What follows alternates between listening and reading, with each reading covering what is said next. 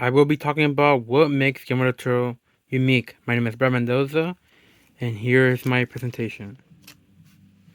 What makes Guillermo del Toro unique?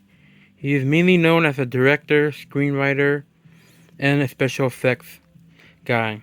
But he is mainly known for his style of creating movies. He is known for his dark horror, mythology, like weirder stuff in the horror stuff rather than most of the generic stuff.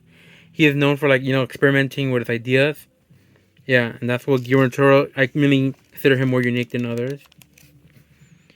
What is Guillermo del Toro's past? His past, he was mainly born in Guadalajara, and during high school, he was making short films, but it was until the University of Guadalajara where he finally got his degree. He really got his degree in special effects. He didn't start as a director in the beginning. He really started from a special effects first. What is Guillermo del Toro's past? His past, he mainly, after he got his degree, he created a company called Necropia, which that one was about a special effects company. He mainly had that company for a couple of years, but he did say he got an inspiration from this guy. His name is known as Dick Smith. He is what Guillermo del Toro considers his teacher. He never met him, but he did meet him eventually in the 2000s. But he is considered to be Guillermo del Toro's teacher, even though he didn't teach him in person. But he does consider him a big influence. What is Guillermo del Toro's first project? His first project is called Chronos.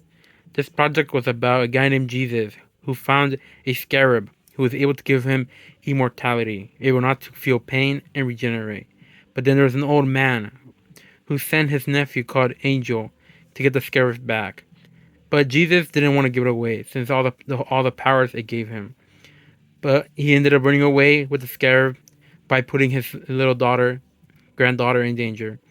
This is one of his first projects so far as a director, and this project did get a lot of recognition. It got an Ariel Award and a Cannes Award for his very first director project. He did get a lot of recognition, which is very important. So he was able to get the next project in our list. He also was behind the Hellboy movie, which I consider to be his most famous film. This film is mainly about like a demon kid who was founded by the military and then raised him to become like a killing machine to hunt the natural monsters. This movie follows the demon named Hellboy, which he is tasked to defeat a Nazi general who wants to open a gate to release a bunch of mythical creatures to destroy the earth. And this is his other most well-known film, in my opinion, Pan's Labyrinth. This film mainly got him an Oscar for special effects. This film is mainly about a little girl whose mother died, but then his mother, the death led him to something for a labyrinth, which is shown a fawn tells her that she has to complete 4 tasks to get what her mother left behind for her. And this movie is mainly known for special effects, which you see right there. All of that is all practical effects, which is no CGI, just pure makeup. Some of it could be CGI, but Guillermo del Toro is mainly a special effects type of director. Has Guillermo del Toro ever worked on any animated projects? Yes, he has. He created an animated project with the help from the creator of El Tigre called A Book of Life, which is about life and death and competing if 2 guys who were able to get a girl, which is right there in the middle. And the movie starts with like one of the persons they're competing with. He dies from getting bit by a snake, and then he's sent to the life of the dead, the Day of the Dead type of world. I really like this film, mainly for aesthetic. It's a little more of a wooden type of style. I really like it a lot. I think it's a really good film, a lot better than Coco, that's for sure. Has Guillermo del Toro also worked on any other shows? Yes, he has. He created a show called Troll Hunters, which follows a kid who is on his bike, magically trying to take a shortcut to school near the sewers, and then he finds these 2 creatures known as trolls fighting. Which one of the trolls ends up getting defeated and dies, but gives an amulet, which will make him known as a troll hunter, a powers to be able to defeat trolls. Jim is tasked with this task to take care of the gem and take care of the world, since there are evil trolls wanting to escape the underground, which most of them live in.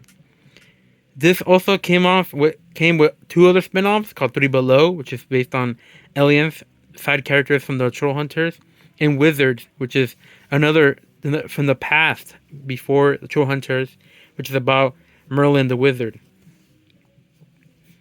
What is my favorite Guillermo del Toro project? My favorite Guillermo del Toro project is Pinocchio. It's a stop-motion film that follows the story of Pinocchio, a kid, a wooden boy that was made because of an old man who lost everything and wanted someone in his life, so he then ended up creating a little wooden boy named Pinocchio. This film follows the main story of Pinocchio, but does have a little bit of differences, like how Guillermo del Toro does reference World War II, mainly Nazi regime, and also references life and death, which you see in the middle in the poster, showing the angel, which is known as the fairy from the original movies, but he changed it to being symbolism for life and death. What are Guillermo del Toro's upcoming projects? He has a project called The Buried, which is based on a book, and another project called The Mountains of Madness, which is a Lovecraft book, a story from H.P. Lovecraft. If you know, he made Cthulhu, and he's trying to adapt one of the films. And this other well-known film that most people are excited for is his live-action Frankenstein film, which Guillermo del Toro is making, and maybe it will come out this year or next year. But we all know that the Frankenstein one is coming out first. That's pretty much it for my project, and that is my conclusion on what makes Guillermo del Toro great.